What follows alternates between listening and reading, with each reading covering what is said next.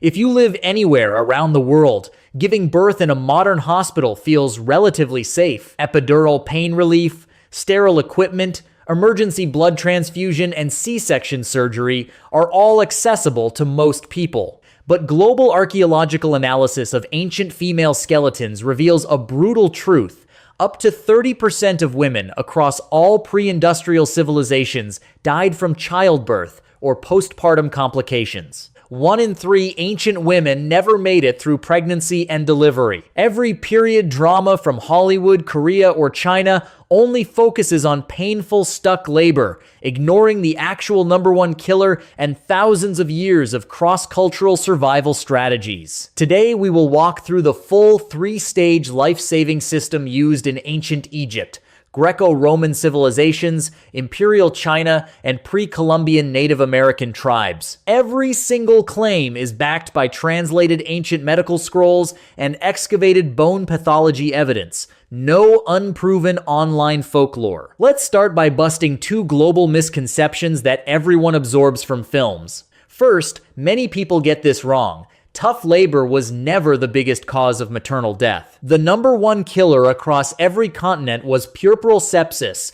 bacterial infection from unwashed hands, and dirty delivery cloths. Second, people assume ancient cultures had no structured ways to lower birth risk, but written manuscripts prove they built complete prenatal, labor, and postpartum healthcare systems long before modern medicine existed. Here's a detail almost no other History Channel mentions. Infection killed far more ancient women than difficult fetal positioning, and all 4 civilizations created strict isolation rules to fight bacteria long before germ theory existed.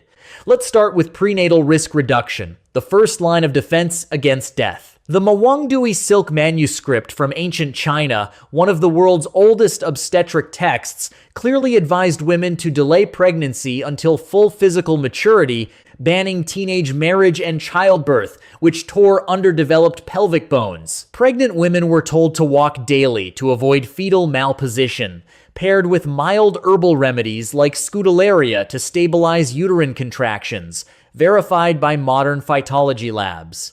Ancient Egyptian doctors recorded similar guidance on the Ebers Papyrus, using date palm herbal infusions to ease early pregnancy strain. Greek Hippocratic texts recommended controlled light movement and plant tonics, while Native American tribes used local soft herbal teas to calm overactive wombs. All cultures agreed, sedentary pregnancy drastically raised labor danger. Next, we move into active delivery, where proper posture and fetal correction decided survival. Ancient Chinese medical text, 10 Types of Childbirth, written in 1098 AD, standardized upright seated labor. Women gripped suspended cloth strips to push naturally, with assistants supporting their waist to open the pelvis smoothly. For sideways or feet-first malpositioned babies, midwives followed step-by-step, gentle repositioning techniques documented 400 years earlier than matching European medical records. Greek and Egyptian midwives also preferred squat or seated delivery over flat lying down,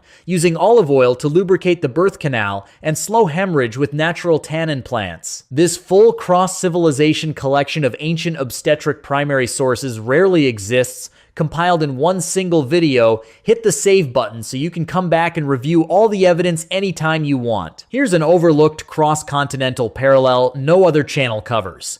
China's early fetal correction manual predates all Western equivalent medical writing by centuries. Now the most critical survival stage, postpartum infection prevention, the line between life and death. Every ancient civilization created separate private birthing huts, restricting outside visitors to cut germ exposure. Chinese women bathed with mugwort and plant ash water after delivery.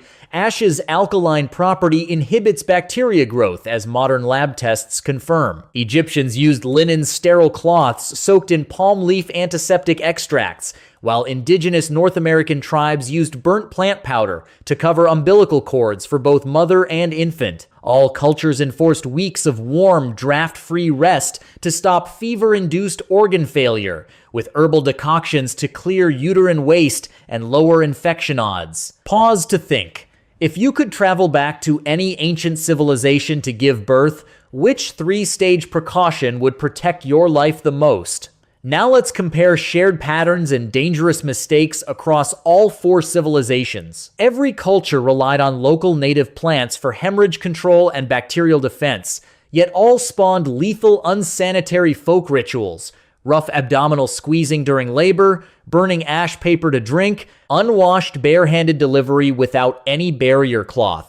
These superstitious acts directly boosted infection and bleeding deaths, counteracting all careful medical practices we covered earlier. Western medieval societies relied heavily on prayer with minimal herbal intervention, while East Asian systems built far more layered, step-by-step obstetric frameworks from thousands of years of recorded clinical experience. Leave a comment down below. What fake ancient childbirth trope have you seen in movies from your home country?